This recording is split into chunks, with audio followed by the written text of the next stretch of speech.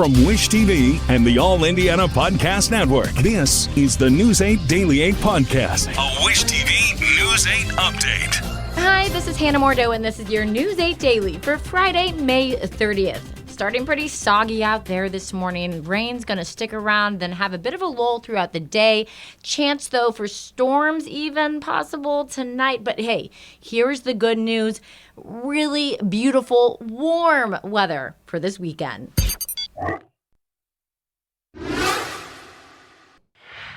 Saturday will be a winning day, and kick out the Knicks, and they're going bye-bye. Fans still have faith, but last night was not the Pacers' night. The Knicks' Jalen Brunson scored 32 points.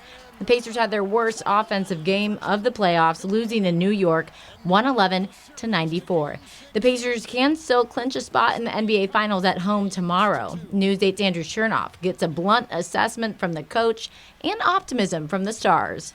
Good morning from Madison Square Garden, where it was a tough night for the Pacers last night as they fell by 17 points to the Knicks in Game 5 of the Eastern Conference Finals. The blue and gold never led in the contest last night, and the Knicks dominated, out-rebounding the Pacers, outscoring them by 26 in the paint. Oh yeah, Tyrese Halliburton also had a quiet night, scoring just 8 points after going 2 of 7 from the field. Despite all that, Indiana still has a 3-2 series lead as it gets ready for Game 6 back in Indy. To start the game, we just didn't have the right level of force, the right level of attitude necessary, in this environment. And so, it was a bad start. We never had a lead in the game. And so, there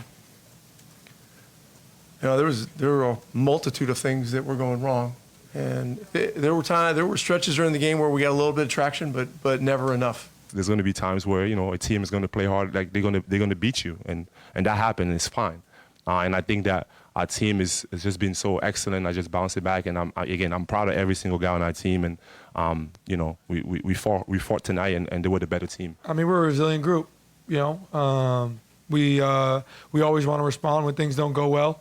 After a game like that, we understand what the stakes are, and we understand the conversation, what it will be around our group. But we're fine. We're fine. There's no need to panic or anything. It's a tough loss. The Pacers have bounced back after losses this season. In fact, the last time the Pacers lost 2 straight games was back in March when they lost 3 straight. Since then, there has not been a losing streak. Indiana is hoping that trend continues on Saturday night. In New York City, I'm Andrew Chernoff, Wish TV and WishTV.com.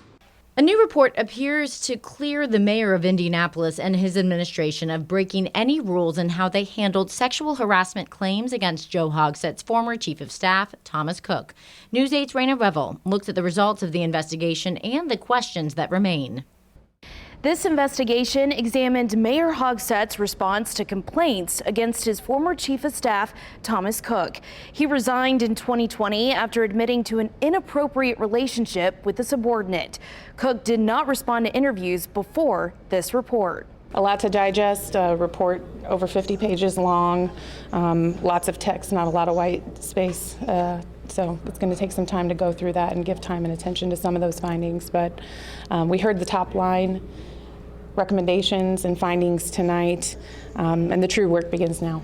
The law firm Fisher Phillips has interviewed numerous people and reviewed more than 1,000 pages of documents as part of its investigation. As we've reported, Cook was the center of 3 separate sanctions between October 2017 and October 2023. He resigned shortly after. The report found Mayor Hogsett and his administration's response to complaints did not violate city-county policy. But questions still remain about the 68-day window Cook was still employed with the city. There are definitely some recommendations that we saw in the report to take a closer look at the time period between when Thomas Cook was determined to be fired and when he was actually terminated. During the committee hearing, 3 women who made sexual harassment allegations against Mayor Joe Hogsett's former chief of staff were present and holding protest signs. I went into this very skeptical that we would actually get anything done, and I wish we could have had a better outcome for the survivors and the people to know that we're not just hiding behind what laws say, that we have an ethical and moral code as well that we will try to abide by. And what we saw was that didn't really happen here. Didn't happen at all. I didn't know anything going into this. I'm disappointed also in the fact that we were left in the dark all along on how this reporting went and what went into this investigation. We didn't really ever get any answers on to how they're conducting the investigation and what kind of search terms they use for emails, and it would have been nice to have been a little more informed on what was going into this. Now, there was a lot that was discussed in this 54-page report. If you would like to take a look at it for yourself, we made it very easy for you to find. Just look for this story where you'll find a link to that report. I'm Raina Revel for Wish TV and WishTV.com. Hogsett is reacting to the report through a statement saying, in part, "It remains crucial that the city has the best system in place for reporting, investigating, and dealing with harassment of any kind, which is why I will work with the City County Council on how these recommendations may further strengthen efforts to create a safer, better workplace for everyone throughout the city's operations."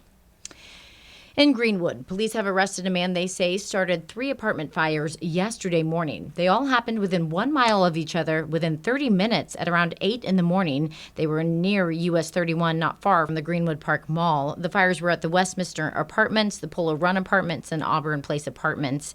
Police say 50-year-old Ronnie Brasher was taken into custody on a preliminary charge of arson.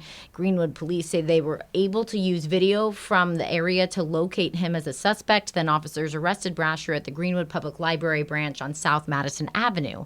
One man tells News 8 that he immediately jumped into action to keep his family safe. First instinct was to get everybody out the house, get all the kids out, get my family out. You know, it's definitely was a dangerous situation. It could have got a lot worse. Firefighters say there were no major injuries from the fires. The Greenwood Fire Department has not said what was used to start the fires. The Indianapolis Colts have released a full obituary for their late owner, Jim Irsay, ahead of next week's funeral service.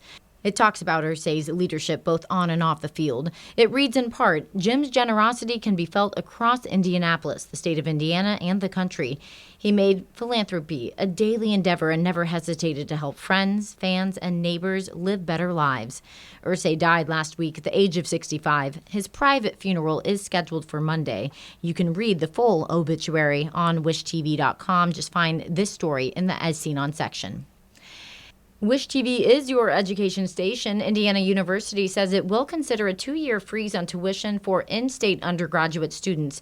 The university says the Board of Trustees will hold a public forum on the proposal on Bloomington's campus. It will be in about 2 weeks on June 12th. The proposal comes at the same time that IU says it plans to cut around $100 million from its budget because of shrinking state and federal funding. A release from the university says trustees will also consider a tuition increase of up to 2% for graduate students, with some exceptions in health and medical fields. Now let's go to Jane King with your business headline. She starts with a food recall. This is 250,000 pounds of Hormel beef stew is being recalled for possible wood pieces in the food, Scott and Hannah. So this recall includes 20-ounce metal cans of the Dinty Moore beef stew that was shipped to retail locations nationwide. 3 consumers complained of the presence of wood chips in the cans. Now, the stew is subject to recall, should not be consumed, and should instead be thrown away or returned to where you bought it to get a refund. Well, a Cars.com report reveals U.S. assembled vehicles now cost more than Canadian and Mexican imports. It says U.S. built vehicles cost $53,000 on average, pricing out many buyers. And the Trump administration imposed a separate 25% tariff on auto parts, so things like engines and transmissions and electrical components.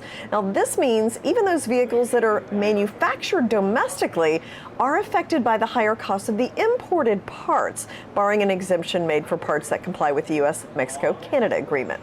And the job market showing some signs of cracking, perhaps. The Labor Department says weekly jobless claims increased to 240,000 from 266,000. It was higher than expected, and that could be tied to companies preparing for tariffs. And we are in the thick of the home buying season, and a fresh survey from Bank of America reveals uncertainty among home owners and home buyers is at a 3-year high.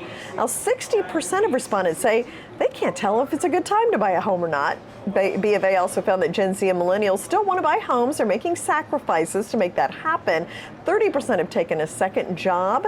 And then also many of the potential home buyers say they have bought a home with their brother or sister. Okay, stocks rose on strong earnings from the AI company NVIDIA. Still a lot of nervousness, though, about tariffs as they work their way through the court system. This morning, we're shaping up for a slightly lower start. Live from the New York Stock Exchange, I'm Jane King. Back to you. An effort that started with the Fishers Police Department is looking for help across the state to pack squad cars with help for others. Law enforcement agencies are partnering with Kroger to feed the hungry this summer. News 8's Colin Bailey went to a Kroger in Fishers and tells us it's one of several locations where people can help. You have this location at 116th and Allisonville Road is one of the 3 locations here at Fishers where you can help pack those cruisers, and also across Hamilton County as well. We have the man who started this packed cruiser, Dean Muha. Thanks for joining us. I appreciate it. We have a card in front of us. These are kind of some of the items that you're looking for people to help shop for. We'll talk about this event. You started it 9 years ago. Yeah, it's a great event for the community to be involved in, along with the police department and the summer lunch program that impacts the summer lunch program for HSC schools. So it's a great program for everyone to be involved in. Talk about the growth. This obviously stretches across here in Hamilton County, and it's reached now across the state of Indiana into Illinois as well. Did you ever think it would grow this much? No, the first year I did not know what we would expect. We actually started with the 3 stores here in Fishers the very first year, and we quickly learned that we're going to need a lot more police cars the way we pack those cruisers out. Then we expanded, throughout Hamilton County and then throughout the state, and now we're in Illinois and Ohio as well. So tomorrow, 10 a.m. it kicks off. It runs until 2 o'clock. What does that look like when people show up to help? How does that process look like to make sure that you guys have these items to send over to where you need to get them to? So you'll see police officers at the entrances of the stores. Don't be alarmed. They're here for a good reason. So if you see officers, come on out, talk to them. They'll give you a list of items that are requested for the summer lunch program. And all you have to do is just purchase them and hand them out to the officers as you leave the store. What's your favorite part of tomorrow? It's just seeing the community interaction and the support that we get from everyone. It's good for them to see that we are actually out here doing other things than your typical police work that people usually imagine that we're doing. Thanks for joining us this morning. I appreciate it. Again, tomorrow a.m., 10 o'clock, it starts to run until 2 o'clock. These are some of the items we're looking for happening here in Hamilton County in all 3 Fishers locations. But for now, here in Fishers, I'm Colin Bailey for Wish TV and WishTV.com. Eclairci small. Eclairci small. ECLAIRCISSEMENT.